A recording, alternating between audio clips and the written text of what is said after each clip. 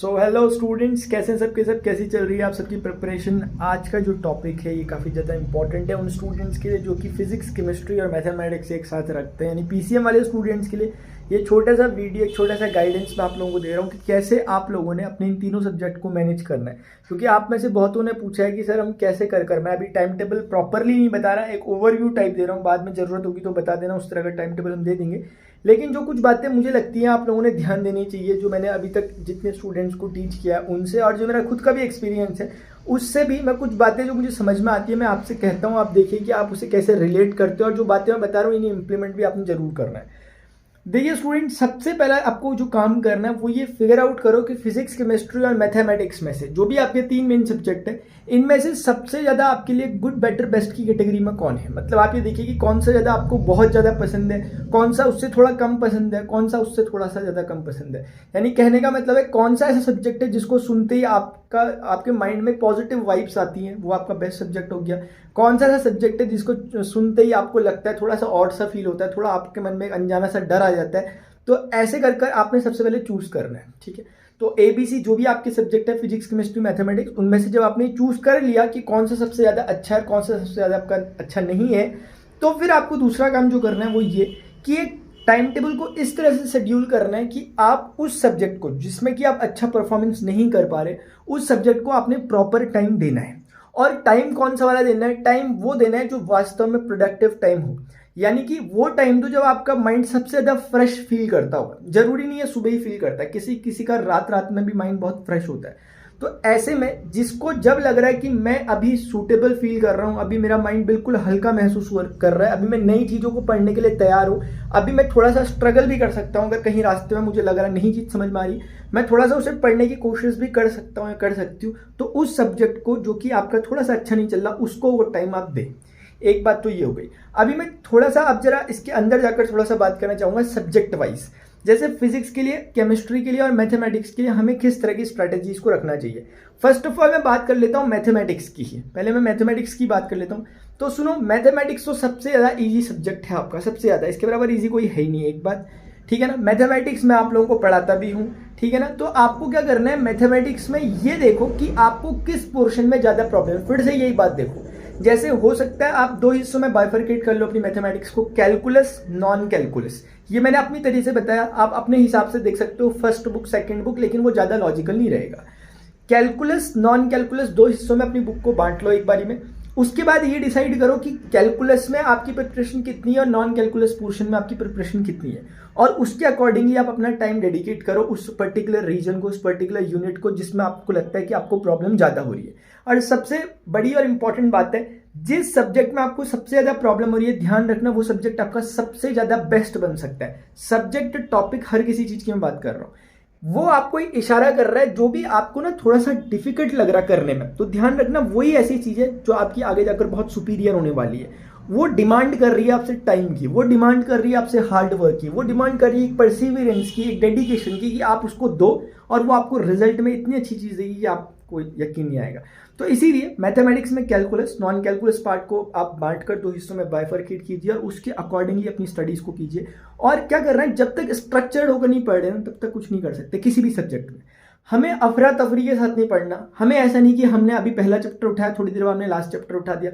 कभी कोई बोल रहा है कि याला इजी है तो हमने वो उठा दिया, किसी ने बोला वाला इजी है तो हमने वो उठा दिया। ऐसे काम नहीं चलता, ठीक है ना, ऐसे काम नहीं चलेगा। आपको जिसको भी एक बार आपने उठाया उसके साथ स्टिक रहना पड़ेगा, विद इन अ वीक आपको उसके साथ लगे रहना पड़ेगा। आपने सोचा है कि मैंने कैलकुलस पोर्शन करना है, तो लगभग 15 से 20 दिन आपको कंसिस्टेंटली देने पड़ेंगे कैलकुलस को, क्योंकि ऐसा नहीं है कि आज कैलकुलस उठाया कल हम कुछ और उठा रहे। ऐसी मिस्टेक हम करते हैं, आप अपने आप से पूछिए कहीं आप ऐसा तो नहीं करते, क्योंकि ऐसा करोगे तो रिजल्ट कहां से आएगा, ऐसा करोगे तो रिजल्ट कहां से आएगा। ये तो कुछ ऐसी बात हो गई कि आज हमने बीज बोया कि यार कल को हम सोच रहे हैं कि कुछ टाइम बाद इसमें पौधा लगेगा, फिर पेड़ बनेगा, और आज बीज हमने लगाया और कल ही हम वहां पर जमीन को खोद के देख रहे हैं कि बीज से पौधा आया कि नहीं आया। तो कैसे आपका बीज पौधे में बनेगा, कैसे वो पेड़ बनेगा, कैसे वो फल देगा? नहीं होगा। इसलिए एक प्रॉपर आपको टाइम देना होगा, प्रॉपर डेडिकेशन के साथ। देखो, हर्डल सबके सामने आती है, सबके सामने आती है ना। मैं खुद आपकी क्लास से होकर गुजरा हूं ना, ठीक है, और होगा। मैं ऐसा नहीं कह रहा कि यार वो स्टूडेंट है मेरे उनको बिहाफ पे नहीं कह रहा, मैं खुद अपना कह रहा हूँ। मैंने पढ़ा था, जब मैंने पढ़ा था अपने टाइम पर, बहुत मतलब कभी कभी तो बहुत ज़्यादा मतलब समझ नहीं आता कुछ भी किसी भी सब्जेक्ट में। मैं फिजिक्स की बात नहीं कर रहा, केमिस्ट्री की नहीं, मैथमेटिक्स की, किसी भी सब्जेक्ट में कभी कभी मतलब ऐसा लगता है कि पानी अब सर के ऊपर से चले गया, अब नहीं हो सकता कुछ, ऐसा लगता है। लेकिन वही जगह है जो हर किसी के ज़िंदगी में, हर किसी की मतलब पढ़ाई के दौरान ये वाला टर्निंग पॉइंट आएगा ही आएगा। और जब ये आएगा आप समझ लो कि आप उजाले के बहुत नज़दीक हो, बस अब होने ही वाला है, ये होने के संकेत है। अगर आपको कभी लगने लग गया कि यार फ्रस्ट्रेट हो जा रहे हो आप, तो समझ जाओ कि अब आप पीक पे पहुंच चुके हो, तब वो फ्रस्ट्रेशन है थोड़ा सा जो फ्रस्ट्रेशन है वो उस समय का है। इसीलिए मैथमेटिक्स में कैलकुलस नॉन कैलकुलस पार्ट को बांटकर अपने हिसाब से चैप्टर वाइज आप बाइफर्केशन कर सबसे पहले अगर आपको थोड़ा अनकंफर्टेबल फील होता है मैथमेटिक्स में, तो सबसे पहले थोड़ा इजी चैप्टर से स्टार्ट करो। जिसमें भी आपको अनकंफर्टेबल फील हो रहा है उसके इजी चैप्टर से स्टार्ट करो। इजी जो यहाँ पर डिफाइन होगा वो किसी और के अकॉर्डिंग नहीं, आपके अकॉर्डिंग होगा। जिसमें आपको लग रहा है कि यार ये चीज़ पढ़ते समय मुझे धीरे धीरे सीधे सीधे समझ में आ रही है, इससे मुझे ज़्यादा एफर्ट्स नहीं लग रहे, इससे थोड़ा थोड़ा इंटरेस्ट मेरा बढ़ रहा है, ऐसी चीज़ों को आपने पहली प्रेफरेंस देनी है। फिजिक्स में अगर हम बात करें कि फिजिक्स को आपने कैसे क्रैक करना है, फिजिक्स के लिए आपने कैसे पढ़ना, तो ध्यान रखिए फिजिक्स में प्रॉपर स्ट्रेटेजी का होना बहुत बहुत जरूरी है, फिजिक्स और केमिस्ट्री सब्जेक्ट में भी साथ साथ। क्योंकि आपके सब्जेक्ट ही ऐसे हैं कि अगर आपने मेन बात को पकड़ लिया ना, तो फिर आपको कितनी भी बड़ी बुक आपकी हो जाए, कितने भी आपके चैप्टर हो जाए, आप आराम से क्रैक कर सकते हो अगर आपने प्रॉपर उसकी छोटी छोटी बातों को क्रैक कर लिया। वो कैसे होंगी वो कोई बताएगा नहीं, वो एक्सपीरियंस आएगा, खुद ही एक्सपीरियंस आपको नहीं करना पड़ेगा। एक्सपीरियंस कैसे करोगे, जब तक आप जाओगे नहीं पानी के अंदर तक तैरना आएगा नहीं। इसीलिए फिजिक्स जब पढ़ लो ना प्रॉपर एक स्ट्रैटेजी के साथ, मतलब आपने पढ़ना स्टार्ट किया फिजिक्स, ऐसा नहीं कि अभी हमने पढ़ना स्टार्ट किया फिजिक्स और अब अगले हफ्ते हम फिर दोबारा पढ़ रहे हैं। बहुत बार ऐसा होता है, हम कंसिस्टेंट नहीं हो पा रहे। देखो आज आपने फिजिक्स मान लिया पढ़ा, आज आपने फिजिक्स पढ़ा, अगले दिन भी पढ़ो, उसके अगले दिन भी पढ़ो। और एक बात लेकिन जरूर ध्यान रखो कि जो लास्ट डे आपने पढ़ा था उसको रिवाइज करने के लिए आपने टाइम जरूर निकालना है। ऐसा नहीं कि आप सिर्फ पढ़ने में ही लगे हुए, सिर्फ हमें बस काटते हुए नहीं चलना, हमें समेटते हुए भी चलना है। इसीलिए आपको जैसे ही जो चैप्टर पढ़ा, जैसे आपने आज कुछ एक टॉपिक पढ़ा, आपने कैपेसिटर पढ़ा, कुछ भी आपने टॉपिक पढ़ा फिजिक्स में, तो इस टॉपिक को जैसे आपने पढ़ लिया, तो कल के दिन में 24 आवर्स होने से पहले पहले जब आप इसको दोबारा इसके आगे प्रोसीड करोगे, आपको उसका रिवीजन जरूर कर लेना चाहिए। और साइंस सब्जेक्ट, आपके पास जो सब्जेक्ट है, इस सब्जेक्ट का सबसे बड़ा एडवांटेज और डिसएडवांटेज यही है कि ये इंटरकनेक्टेड होते हैं। अगर ये आप इसका एडवांटेज की फॉर्म में अगर मैं बोलूं तो एडवांटेज ये हो रहा है ना कि इंटरकनेक्टेड है, इसलिए अगर आपने शुरुआत से ढंग से पढ़ा है तो आगे आपको मदद करेगा। और डिसएडवांटेज ये है कि अगर आपने शुरुआत से अच्छे से नहीं पढ़ा हुआ तो फिर आपको बहुत नुकसान भी पहुंचाता है। और फिजिक्स में एक बात और ध्यान रखो कि आपके पिछले 2 सालों से ट्रेंड बदला है क्वेश्चन पेपर का। इसीलिए सिर्फ क्वेश्चन पेपर इसी पर बेस्ड नहीं हो रहा स्टूडेंट्स की आपने डेरिवेशन कर लिए, 2 4 5 अपने न्यूमेरिकल कर लिए, ऐसा पेपर आ ही नहीं रहा। इसीलिए आप लोगों से एक सजेशन है मेरा कि आप लोग जरूर जाकर बोर्ड एग्जामिनेशन का जो पिछले 2 साल का पेपर है उसे जरूर उठा के देखना। उससे पहले के सालों से अपने को एनालिसिस मत करो, क्योंकि मैं बता रहा हूँ पिछले 2 साल से पेपर का ट्रेंड चेंज हुआ है फिजिक्स में। अभी वो आपके एनालिटिकल विजडम को चेक कर रहे हैं वहां पर। अभी ये नहीं है कि सिर्फ आपको डायरेक्ट वो उठा के दे दे रहे हैं, डेरिवेशन आ तो वैसे ही रहा है लेकिन वो लैंग्वेज बदल के दे दे रहे हैं। कि कहीं स्टूडेंट ने आजकल क्या किया रहता है ना कि सोचा रहता है कि ये वर्ड कहीं पे आ गया तो मैं इसका आंसर ये लिख दूंगा, वो ऐसा नहीं कर रहे हैं। वो क्वेश्चन सेम पूछ रहे हैं लेकिन उसकी लैंग्वेज जरा बदल के पूछ दे रहे हैं। उसका आइडिया आपको क्वेश्चन पेपर देखने से लगेगा। प्रॉपर फिजिक्स में क्या ध्यान रखें कि जो लॉज वाला सेक्शन है, डेरिवेशन वाला सेक्शन है, रूल्स हैं, जो आपकी हाइपोथेसिस है, जो आपके न्यूमेरिकल पोर्शन है, इनको अलग अलग सब डिवाइड करो। देखो आपको हर किसी में प्रॉब्लम नहीं होगी फिजिक्स में, हो सकता है आपको कहीं पर न्यूमेरिकल्स में प्रॉब्लम हो रही है। तो एक बात आपकी जनरल नॉलेज के लिए बता दूं कि न्यूमेरिकल कोई भी हार्ड एंड टफ नहीं आते। अगर आपने डेरिवेशन प्रॉपरली सॉल्व कर रखा है, अगर आपको डेरिवेशन करना प्रॉपरली आता है, इसका मतलब यह है कि आप न्यूमेरिकल को आराम से कर दो, क्योंकि न्यूमेरिकल काफी हद तक फॉर्मूला बेस्ड आते हैं, उसमें आपको बिल्कुल प्रॉब्लम नहीं होने वाली। ये मैं अपनी एंड से आपको गारंटी दे रहा हूँ कि अगर आपने डेरिवेशंस और बाकी चीज़ें अच्छे तरीके से कर रखी है, अच्छे तरीके से इन द सेंस कि आपको करते समय कोई याद सा नहीं करना पड़ रहा, आपको चीज़ें काफ़ी लॉजिकल लग रही हैं, तो डेफिनेटली आप न्यूमेरिकल कोई भी कर दोगे, क्योंकि न्यूमेरिकल सिर्फ और सिर्फ फॉर्मूला बेस्ड आता है। अगर आप प्रीवियस ईयर उठा के देखोगे तो आपको एक आइडिया लग जाएगा कि किस तरह का क्वेश्चन पेपर में आपसे न्यूमेरिकल पूछे जाता है। इसीलिए हमें एक काम और करना है, ऐसा नहीं कि फिजिक्स है तो हम ज़्यादा से ज़्यादा न्यूमेरिकल करने में लगे, ये सबसे बड़ी गलती है। बिना आपके जो एग्जामिनेशन का जो पेपर है, बिना आपके प्रीवियस ईयर क्वेश्चन पेपर को देखे आप बिल्कुल भी तैयारी नहीं करोगे, ऐसा प्रॉमिस मेरे से आप करो।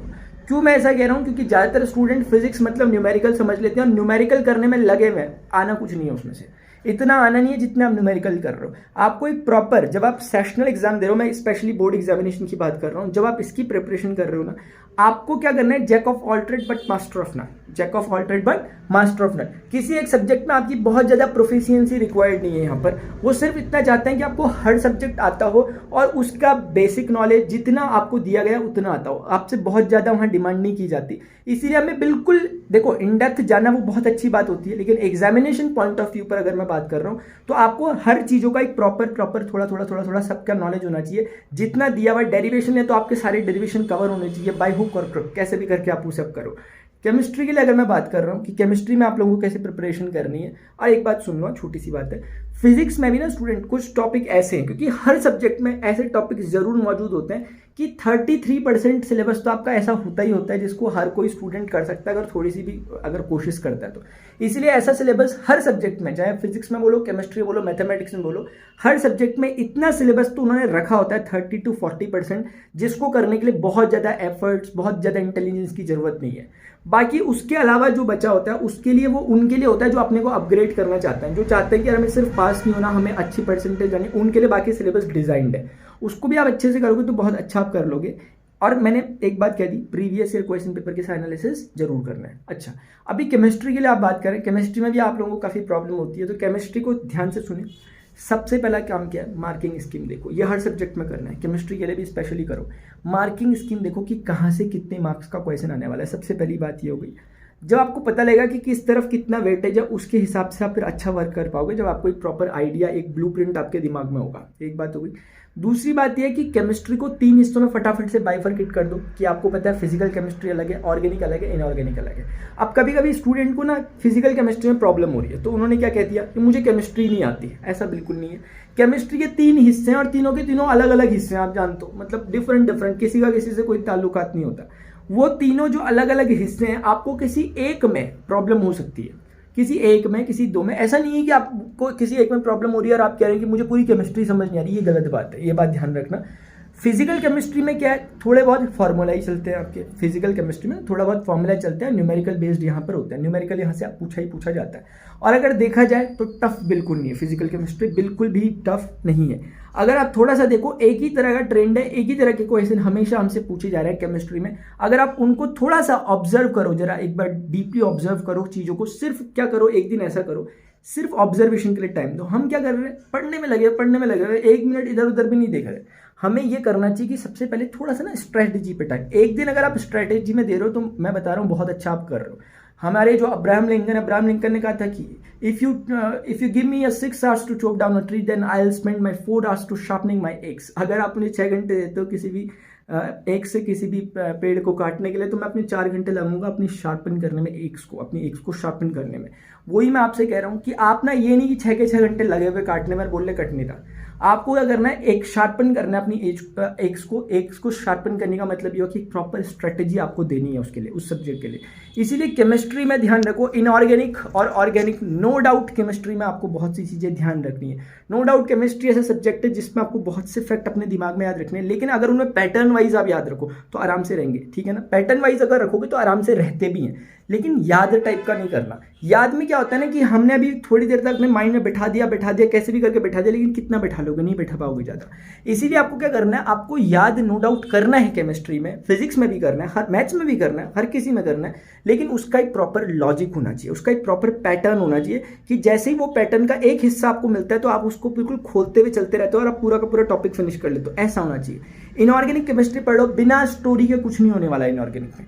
आज से पहले 11th क्लास में एस ब्लॉक था, पी ब्लॉक का आधा पार्ट था, ये सब चीजें वहां पर थी, उसी का एक्सटेंशन यहाँ पर है। अगर आपने क्लास 11th में सीख लिया था कि इनऑर्गेनिक को पढ़ने का पैटर्न क्या होना चाहिए, तो आप बहुत अच्छा कर सकते हो। अब मेरा एक और सजेशन, इनऑर्गेनिक जैसा सब्जेक्ट, जैसे इनऑर्गेनिक केमिस्ट्री है, एकदम एनसीईआरटी से बिल्कुल अलग हमें हटना ही नहीं है। जितना एनसीईआरटी में दिया लाइन बाय लाइन, हमें वो पढ़ते हुए चलो, हर एक टॉपिक का आपको मतलब समझ में आ जाएगा। अगर हम बड़ी सी एक रेफरेंस बुक लेकर पढ़ रहे हैं तो हमें समझ ही नहीं आएगा, क्योंकि उन्होंने बहुत एक्सटेंडेड वे में उसको दिया रहता है, बहुत ज़्यादा उन्होंने उसे इनलार्ज किया रहता है किसी भी टॉपिक को, किसी अदर बुक में, क्योंकि उनका पर्पस होता है स्टूडेंट को और समझ में आए। लेकिन हमें इतना नहीं समझना, अभी हमें उतना ही समझना है जितना हमारे लिए रिक्वायर्ड है। इसीलिए आपको एक छोटा सा काम जो करना है वो ये कि एनसीईआरटी की बुक हर हालत में, चाहे आप फिजिक्स पढ़ लो, चाहे आप केमिस्ट्री पढ़ लो, मैथ्स में तो खैर रखनी है, फिजिक्स और केमिस्ट्री में किसके लिए रखनी है, एक ना गाइडेंस के लिए रखनी है एनसीईआरटी बुक। मतलब एक तरह की हेडलाइट है आपकी हो। जैसे आपने कोई टॉपिक उठा दिया, केमिस्ट्री में आपने कोई टॉपिक उठाया, फिजिक्स में आपने कोई टॉपिक उठाया, उस टॉपिक में आपको कितना रिक्वायर्ड है, कितना आपको पढ़ना है, वो आपको जो आइडिया देगी वो एनसीईआरटी देगी। एनसीईआरटी के एक बार आप थॉरोली रीड कर लो उस टॉपिक को, जैसे आपने जो भी सब्जेक्ट है, समझ कुछ नहीं आएगा लेकिन थॉरोली रीड कर आपको इतना आइडिया लग जाएगा कि इसकी लिमिट कितनी है, यानी कितनी रेंज तक की क्वेश्चन ये टॉपिक यहाँ पर दिया है, कितनी डेप्थ तक। अब उस टॉपिक को अगर आप अपनी रेफरेंस बुक से या किसी यूट्यूब वीडियो से अगर आप समझने की कोशिश करते हो तो आपको एक फील आएगा। ध्यान रखना, बिना प्रिपरेशन के अगर आप कोई भी चीज़ कर रहे हो, जैसे अगर आप कोई यूट्यूब वीडियो देख रहे हो, आपको कोई टॉपिक समझ नहीं आ रहा, आपने यूट्यूब में सर्च किया, आपने कुछ भी किया, अगर आप बिना सेल्फ प्रिपरेशन के उसे देख रहे हो, आपको किसी का कुछ समझ नहीं आएगा, चाहे कोई कितना भी अच्छा क्यों ना पढ़ा दे। आपके माइंड में पहले से ना उसके लिए जगह बनी होनी चाहिए, आपके माइंड में पहले से 2 4 5 क्वेश्चन पहले से जनरेटेड होने चाहिए कि इस टॉपिक में मुझे ये प्रॉब्लम है। जब आप सामने वाले से पढ़ोगे तब वो दिमाग में आपकी बातें खुद ब खुद रीअरेंज होती रहेंगी, जो आपने पढ़ा था वो अपनी अपनी जगह में अच्छे तरीके से फिट होता रहेगा। फिजिक्स और ऑर्गेनिक केमिस्ट्री, देखो ऑर्गेनिक केमिस्ट्री में क्या है, काफ़ी हद तक कुछ आपको 11th का जो बेसिक है वो आपको पता होना चाहिए। नहीं पता तो आजकल हमारे पास बहुत से ऐसे रिसोर्सेज है जिनसे हम एक वन शॉट टाइप पे अपने आप को क्लियर कर सकते हैं कि यार इसका मेन फंडा क्या है। जैसे आपको बहुत से टर्म ऐसे हैं जो आपको एग्जैक्टली पता होना चाहिए। और केमिस्ट्री में अपना बताता हूँ आपको, देखो जिस रूम में अभी खड़ा हूँ यहीं पर, जब मैं केमिस्ट्री पढ़ रहा था अपने टाइम पे, तो पता नहीं क्या था, उस समय मैं पढ़ रहा था यार, मैं घबरा गया। मैंने बोला ये इतना सारा केमिस्ट्री में जो ये दे रखा है ये कैसे मैं इसे कवर करूँ। तो फिर मैंने ना एल्डिहाइड कीटोन वो सब्जेक्ट मैंने पहली बार उसे उठाया वहाँ से। फिर मैंने बताया कि अपने आप में डिसाइड करा कि जब तक इसको करने देते उठूंगा नहीं। सच बता रहा हूँ, करने से पहले अलग ही फीलिंग था, लेकिन करने के बाद ना एक मतलब एक मजा सा आने लग गया। भले ही उसमें याद भी करना पड़ रहा था, काफ़ी कुछ रिएक्शंस को दिमाग में रखना पड़ रहा था, लेकिन वो दिमाग में रखने का जो प्रोसेस था उसमें मजा आ रहा था। ऐसा लग रहा था कि हाँ यार न्यूरॉन्स को एक्सरसाइज हो रही है, कुछ ना कुछ अच्छा हो रहा है। इसीलिए वो केमिस्ट्री पढ़ने का फिर मजा ही कुछ और था। सच बता रहा हूँ, अगर किसी को भी केमिस्ट्री पढ़ने में प्रॉब्लम होती है, एक बार उसके साथ स्टिक होकर तो देखो, एक बार उस सब्जेक्ट के साथ स्टिक होकर तो देखो। और किसकी हेल्प से, कोई रेफरेंस बुक आपके पास होनी चाहिए। रिएक्शंस आ रही है उन्हें अपने हिसाब से, सबका अपना अपना स्टाइल होता है केमिस्ट्री में, कोई किसी का कोई फिक्स्ड स्टाइल नहीं है। क्योंकि हर कोई जो भी केमिस्ट्री पढ़ रहा है बोर्ड लेवल में, केमिस्ट्री की रिएक्शन पढ़ा, मैकेनिज्म कोई नहीं लगाता। आपको पता है कंपटीशन की प्रिपरेशन कर रहा हूँ, मैकेनिज्म लगा के हम केमिस्ट्री को समझते हैं, अलग ही तरह की केमिस्ट्री होती है। लेकिन बोर्ड एग्जामिनेशन के लिए कोई मैकेनिज्म नहीं लगा रहा, सबके सब याद ही कर रहे हैं। अब याद करने का स्टाइल सबका अपना अपना अलग अलग है, इसीलिए कोशिश करो उस स्टाइल को, जो भी आपका स्टाइल, थोड़ा लॉजिकल बनाओ। ऐसा बनाओ कि वो ज़्यादा वाइड रेंज में जाए, वो ज़्यादा टॉपिक्स को कवर कर ले। ऐसा नहीं कि हमने संता बनता वाले कुछ एग्जाम्पल अभी मान लिए थोड़ी देर के लिए रिएक्शन में, और वो फेल हो गए, आगे जाकर फिर हमें नया एग्जाम्पल लेना पड़ रहा। एग्जाम्पल कोई ऐसा लो जो कि आपका हमेशा कवर कर रहा है चीज़ों को। कोई किसी चीज़ को अगर आपने कुछ सपोज कर लिया, कोई एग्जाम्पल में सपोज कर लिया, तो ऐसा एग्जाम्पल लो कि वो हर बार उन चीज़ को सेटिस्फाई करता रहे। इससे आपको कम एग्जाम्पल लेने की रिक्वायरमेंट रहेगी। बाकी एडुकेटर्स अवेलेबल हैं हमारे अनअकैडमी ये अनअकैडमी 11th-12th पर भी अलग अलग टीचर्स अलग अलग सब्जेक्ट के लिए अवेलेबल है। आप वहाँ से देखकर समझ सकते हैं चीज़ों को कि कैसे करके हमें चीज़ों को करना चाहिए। वन शॉट रिवीजन वीडियोस जो आते रहते हैं यूट्यूब में भी आपको कहीं ना कहीं मिल जाएंगी, या बुक्स होती हैं आजकल अच्छी बुक्स अवेलेबल है जिसमें एक वन शॉट टाइप में पूरी समरी दी रहती है बुक्स की। अलग अलग बुक्स भी मार्केट में अवेलेबल है, आप उनसे भी अपने लिए एक हेल्प ले सकते हो। वो तभी लेना जब आपने खुद एक ओवरव्यू, खुद एक एनालिसिस लिया हो सब्जेक्ट में, अदरवाइज उसका कोई फ़ायदा नहीं होगा। तो स्टूडेंट, ये कुछ बातें थी जो मुझे लगा आप लोगों से बोलनी चाहिए। और आपको ना जो भी प्रॉब्लम हो वो मुझे आप कमेंट बॉक्स में ज़रूर बताना, जो भी प्रॉब्लम हो। और ध्यान रखना, देखो हर किसी को वही फील हो रहा है जो आपको फील हो रहा है। एक टॉपर से टॉपर स्टूडेंट, एक अच्छे से अच्छा स्टूडेंट ना, जिसके 100 वो अभी भी एश्योर्ड नहीं है अपने आप के लिए। जिसके 100/100 आने वाले हैं सब्जेक्ट में, वो भी अभी इधर उधर कहीं ना कहीं थोड़ा बहुत मन में डाउटफुल है। इसीलिए अगर आप डाउटफुल हो तो ये कोई बड़ी बात नहीं है। लेकिन ना दिक्कत क्या है कि जो टॉपर होगा, जो 100 मार्क्स लाने की सोच रहा है, वो डाउटफुल तो रहेगा, लेकिन वो उसके सॉल्यूशन पर फोकस करेगा। वो अपनी स्ट्रेंथ को, वो अपनी लिमिटेशन जानता तो है, लेकिन अपनी स्ट्रेंथ पर फोकस करेगा। लेकिन वो स्टूडेंट जो अच्छा परफॉर्मेंस नहीं करने वाले, उनका मैं बता देता हूँ, डाउटफुल वो भी हैं जैसे टॉपर है, लेकिन वो बताऊँ क्या, वो बार बार अपनी लिमिटेशंस पे फोकस कर रहे हैं। जानते तो हैं कि स्ट्रेंथ क्या है, लेकिन बार बार अपनी लिमिटेशन पे फोकस कर रहे हैं, यार मैं नहीं कर पाऊंगा, नहीं कर पाऊंगी, नहीं हो रहा। देखो ऐसा है ना कि अगर टॉपर भी है आपकी क्लास का, तो आज से अगर 2 साल पहले आपके टॉपर को अगर हम 12th क्लास की मैथमेटिक्स, केमिस्ट्री, फिजिक्स देते तो क्या हो जाती? नहीं होती। किए तो अभी करिए, इसी क्लास में करिए, और अभी कर रहा है, अभी कर रही है वो। आप भी कर सकते हो अगर करने पर आ जाओ तो। अब मुझे पूरा भरोसा है अगर आप करने पर आ गए तो डेफिनेटली आप तोड़ फोड़ दोगे सब कुछ, ठीक है। तो स्टूडेंट्स, अगर आपको कुछ भी प्रॉब्लम होती है इसके रिगार्डिंग, कोई भी प्रॉब्लम होती है तो मेरे से पूछो। और एक अल्टीमेट जो सॉल्यूशन है हर चीज़ का, वो है आपका हार्ड वर्क, परसिवरेंस, आपकी कंसंट्रेशन। जितना आप दे सकते हो उतना आप दो। प्रॉपरली अपने को टाइम मैनेज करना सीखो। इंडिविजुअल का टाइम मैनेजमेंट इंडिविजुअल ही जानता है। आप खुद अपना टाइम मैनेज कैसे करना है इसके बारे में आपसे ज़्यादा बेहतर कोई आपको बता ही नहीं सकता। इसलिए खुद देखो, एक बार आप फिगर आउट करो कि कौन सी चीज़ें जहाँ पर आपका टाइम ज़्यादा लैप्स हो रहा है ना, उन चीज़ों को धीरे धीरे आप उन्हें कम करने लग जाओ। वहाँ पर अपने टाइम की जो आप दे रहे हो टाइम, वहाँ पर उसे कम करने लग जाओ और अपने टाइम को थोड़ा प्रोडक्टिव बनाओ। पढ़ने भी जब बैठते हो, किताब के सामने सिर्फ बैठे नहीं रहना। हमें ध्यान रखना, अगर हम किताब के आगे सिर्फ बैठे हुए हैं, बुक के आगे अपनी सिर्फ बैठे हुए हैं और अगर हम पढ़ नहीं रहे, तो हम ये सबसे बड़ा नुकसान कर रहे हैं। इससे अच्छा मैं कहता हूँ, जब आपके आगे बुक रखी है और पढ़ने का मन नहीं कर रहा, बुक को फटाफट से बंद कर दो, क्योंकि इससे आपके सबकॉन्शियस पे ये मैसेज नहीं जाना चाहिए कि यार बुक मैंने निकाली थी, मुझे समझ नहीं आया, चले जाता है वरना। ठीक है, तो स्टूडेंट्स यही बात थी। अगर आपको ये सेशन, ये वीडियो इंपॉर्टेंट लगा, इन्फॉर्मेटिव लगा, तो इसे जरूर शेयर करें, वीडियो लेक्चर को लाइक करें। मिलता हूँ अपने नेक्स्ट लेक्चर में, नेक्स्ट सेशन में। और हमारी मैथमेटिक्स की क्लासेस चल रही है, स्पेशल क्लासेस आपको पता होगा मेरी 3 o'clock पे चल रही है, जिसमें 3 डायमेंशनल ज्योमेट्री मैं पढ़ा रहा हूँ। आज हमारा सेकेंड लेक्चर उसका होने वाला है। और ऐसे ही हमारा जो शाम को 5:30 पर हमारी जो क्लास चलती है, वो है आपकी आजकल कैलकुलस पर क्लास चल रही है, जिसपे कि एप्लीकेशन ऑफ डेरिवेटिव हमारा आजकल चल रहा है। इसके बाद इंटीग्रल्स, एप्लीकेशन ऑफ इंटीग्रल्स, उसके बाद डिफरेंशियल इक्वेशन हमारा चलेगा। तो मैथमेटिक्स में भी अगर कोई प्रॉब्लम हो रही है, मैथमेटिक्स तो मैं आप लोगों को पढ़ा ही रहा हूँ, इसमें तो मैं 100 से नीचे लूँगा नहीं। 31 और मेरे को मेरा बर्थडे और आपका एग्जाम है, आपने मुझे गिफ्ट देना है, ध्यान रखना सबके साथ। चलिए ठीक है student, thank you so much. कोई भी प्रॉब्लम हो जरूर मेरे से पूछना, ठीक है ना, मेरे से नहीं पूछोगे तो और किससे पूछोगे। चलो ठीक है, गुड बाय।